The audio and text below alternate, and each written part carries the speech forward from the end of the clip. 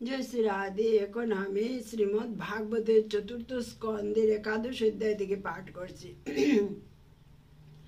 ধ্রুব মহারাজকে যুদ্ধ বন্ধ করতে শায়শম্ভু মনুর উপদেশ।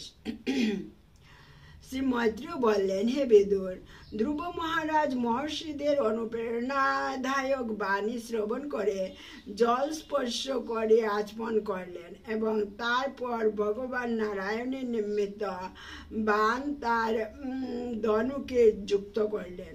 ধ্রুব মহারাজ ধনুকে নারায়ণাস্ত্র যোজন করা মাত্রই যজ্ঞ নির্মিত মায়া দূর হয়ে গেল। ঠিক যেমন পূর্ণরূপে আত্মতত্ত্বজ্ঞান লাভের ফলে সমস্ত জড় জাগতিক দুঃখ এবং সুখ দূর হয়ে যায়। ধ্রুব মহারাজ যখন নারায়ণ ঋষি নির্মিত সেই অস্ত্রটি তার ধনুকে যোজন করলেন, তখন তা থেকে সুবর্ণময় দণ্ডযুক্ত এবং কলহংসের পক্ষের মতো পালক সমন্বিত স্বরসমূহ নিঃসৃত হল। ময়ূরেরা যেমন ভীষণ শব্দ করতে বনের মধ্যে প্রবেশ করে, সেই স্বরসমূহ তেমনি শত্রু সেনার মধ্যে প্রবিষ্ট হল। সেই সমস্ত তীক্ষ্ণধার বাণ শত্রু সৈন্যদের বিচলিত করেছিল, যারা প্রায় মূর্ছিত হয়ে পড়েছিল। কিন্তু যুদ্ধক্ষেত্রে অন্য অনেক যক্ষ তাদের অস্ত্রশস্ত্র উত্তোলন করে মহাক্রোধে ধ্রুব মহারাজকে আক্রমণ করার জন্য তার প্রতি ধাবিত হল। সর্প যেমন ফনা উন্নত করে গরুড়ের দিকে ধাবিত হয়, সমস্ত যক্ষ সৈনিকেরাও সেইভাবে তাদের অস্ত্র উত্তোলন করে ধ্রুব মহারাজকে পরাস্ত করার জন্য তার প্রতি ধাবিত হয়েছিল। ধ্রুব মহারাজ যখন দেখলেন যে যক্ষেরা তার প্রতি এগিয়ে আসছে, তৎক্ষণাৎ তিনি তার বাণের দ্বারা তাদের খণ্ড খণ্ড করেছিলেন। তাদের শরীর থেকে বাহু, পা, মাথা, পেট আলাদা করে তিনি সেই যক্ষদের সূর্যমণ্ডলের পরিস্থিতি লোক প্রদান করেছিলেন,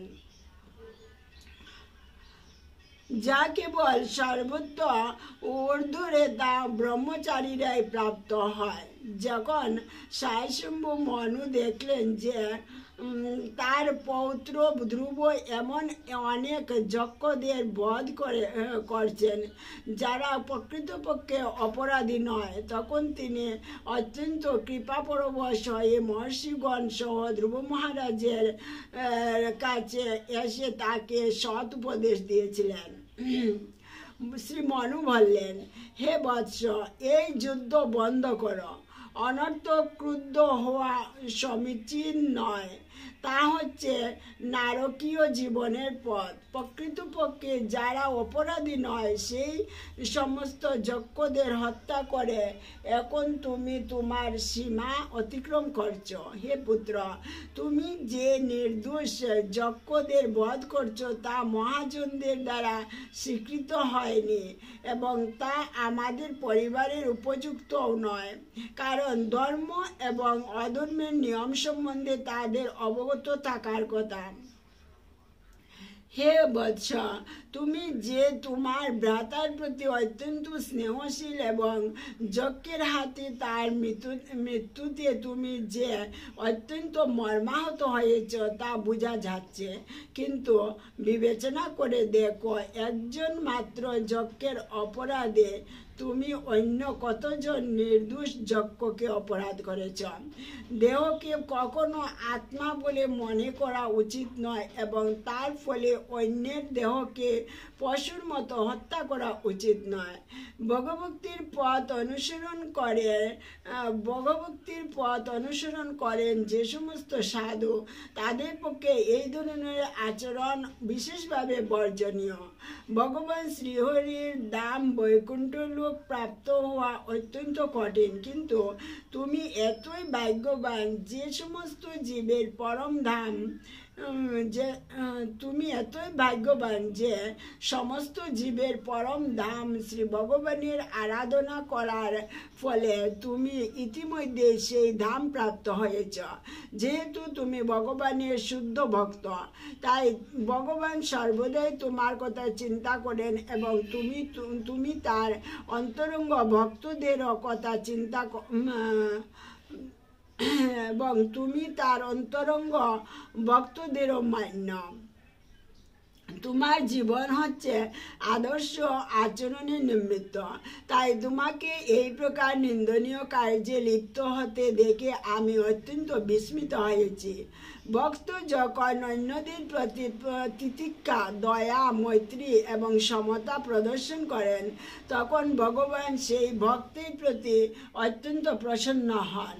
কেউ যখন প্রকৃতপক্ষে পরমেশ্বর ভগবানকে প্রসন্ন করেন তিনি তার জীব দশাতে স্থূল এবং সূক্ষ্ম জড় অবস্থা থেকে মুক্ত হয়ে যান। জয় শ্রী রাধে।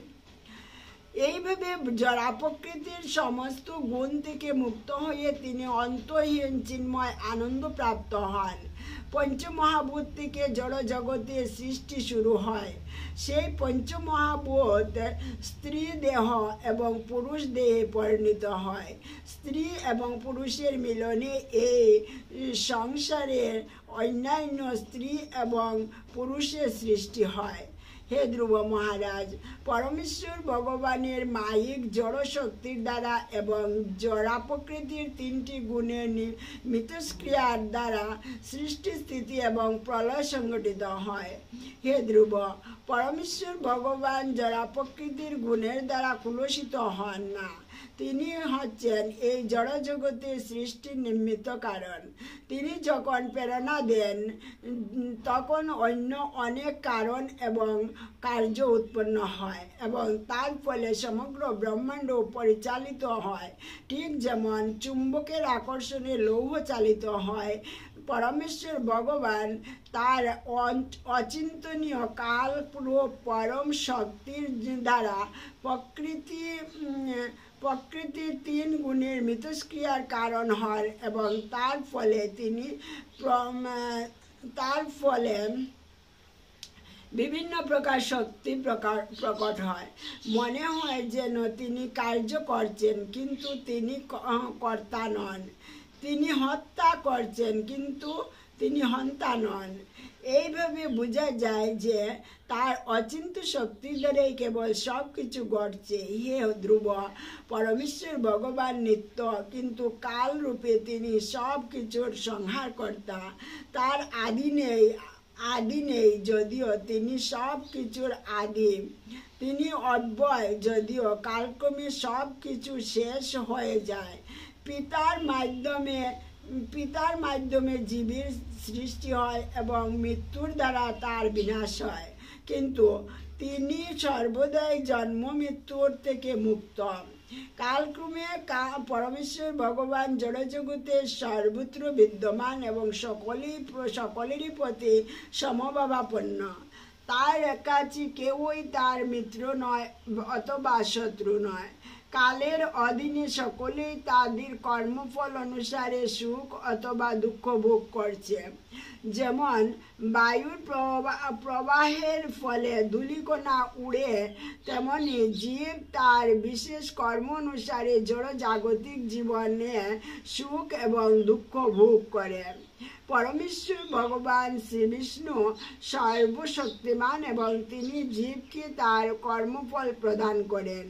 এইভাবে যদিও কোনো জীবের আয়ু অত্যন্ত অল্প এবং অন্য কোনো জীবের আয়ু অত্যন্ত দীর্ঘ, তবুও তিনি সর্বদাই চিন্ময় স্থিতিতে অবস্থিত এবং তার নিজের আয়ুর হ্রাস অথবা বৃদ্ধির কোনো প্রশ্নই ওঠে না। কেউ ভিন্ন ভিন্ন প্রকার জীবনের মধ্যে পার্থক্য এবং তাদের সুখ দুঃখকে কর্মের ফল বলে। অন্য কেউ বলে যে তার কারণ হচ্ছে স্বভাব, আবার অনেকে বলে কাল, কেউ বলে ভাগ্য, আবার কেউ বলে যে তার কারণ হচ্ছে কাম। পরম সত্য বা চিন্ময় তত্ত্ব কখনোই অপূর্ণ ইন্দ্রিয়ানুভূতির বোধগম্য নয়, অথবা প্রত্যক্ষ অভিজ্ঞতার বিষয় নয়। তিনি জড়া প্রকৃতি আদি বিভিন্ন শক্তির ঈশ্বর এবং তার পরিকল্পনা অথবা কার্যকলাপ কেউই হৃদয়ঙ্গম করতে পারে না। তাই বুঝতে হবে যে যদিও তিনি হচ্ছেন সর্বকারণের পরম কারণ, কিন্তু মনোধর্ম প্রসূত জল্পনা কল্পনার দ্বারা কেউই তাকে জানতে পারে না। হে বৎস, কুবেরের অনুচর এই সমস্ত যজ্ঞেরা তোমার ভ্রাতা উত্তমের বধকর্তা নয়। জীবনের জন্ম এবং মৃত্যু সর্বকারণের পরম কারণ ভগবানের দ্বারাই হয়। পরমেশ্বর ভগবান এই জড়জগৎ সৃষ্টি করেন, পালন করেন এবং যথাসময়ে ধ্বংস করেন। কিন্তু যেহেতু তিনি এই সমস্ত কার্যকলাপের অতীত, তাই তিনি কখনো এই সমস্ত কার্যজনিত অহংকারের দ্বারা অথবা জড়া প্রকৃতির গুণের দ্বারা প্রভাবিত হন না। পরমেশ্বর ভগবান সমস্ত জীবের পরমাত্মা। তিনি সকলের নিয়ন্তা এবং পালনকর্তা। তার বহিরঙ্গা শক্তির মাধ্যমে তিনি সকলের সৃষ্টি করেন, পালন করেন এবং সংহার করেন। হে ধ্রুব, তিনি পরমেশ্বর ভগবানের শরণাগত। তুমি পরমেশ্বর ভগবানের শরণাগত হও, যিনি জগতের উন্নতির পরম লক্ষ্য।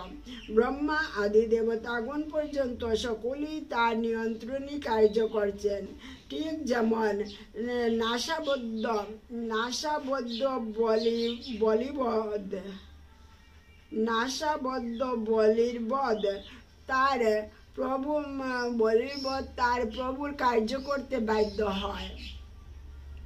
ঠিক যেমন নাসাবদ্ধ বলির বধ তার প্রভুর কার্য করতে বাধ্য হয়। হে ধ্রুব, মাত্র 5 বৎসর বয়সে তোমার মাতার সতীনের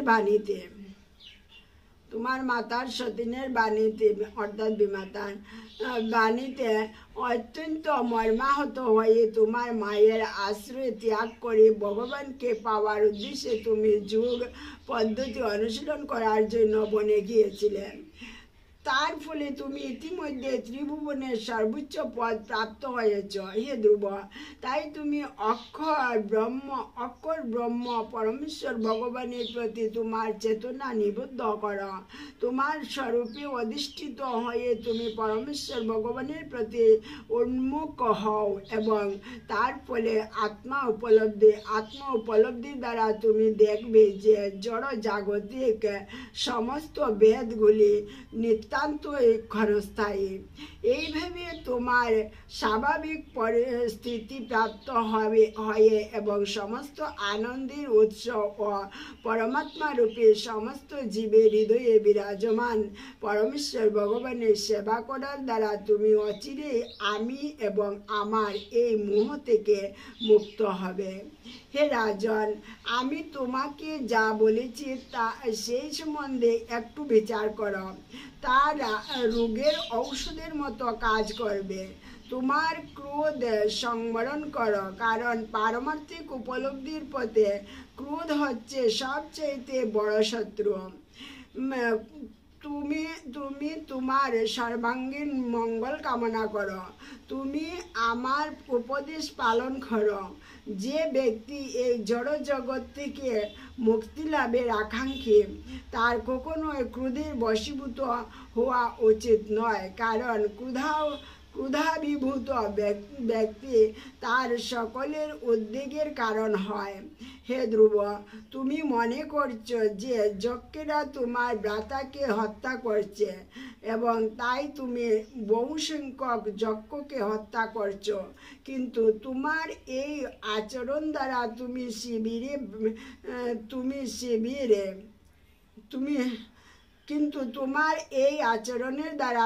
শিবের ভ্রাতা, যিনি দেবতাদের কোষাধ্যক্ষ, সেই কুবেরকে ক্ষুব্ধ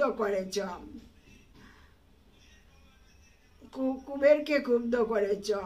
তুমি ভেবে দেখো যে তোমার আচরণ কুবের এবং শিবের প্রতি অত্যন্ত অসম্মানজনক হয়েছে। হ্যাঁ বৎস, সেই কারণে কুবেরের ক্রোধে আমাদের বংশ অভিভূত হওয়ার পূর্বে বিনম্র বচন, প্রণতি এবং স্তুতির দ্বারা তাকে প্রসন্ন করো। শায়সম্য মনু তার পুত্র ধ্রুব মহারাজকে এইভাবে শিক্ষা প্রদান করে তার দ্বারা সংস্তুত হয়ে মহর্ষিগণ সহ তার আলয়ে গমন করেছিলেন। জয় রাধে। হরে কৃষ্ণ কৃষ্ণ কৃষ্ণ হরে হরে, হরে রাম রাম রাম হরে হরে। জয় শ্রী রাধে। ভুল ভ্রান্তি মাফ করবেন। ধ্রুব মহারাজের এই কাহিনীটা মনে প্রাণে আপনারা শুনবেন। খুব বোঝার জিনিস, অনেক কিছু জানার জিনিস আছে এখানে। জয় শ্রী রাধে।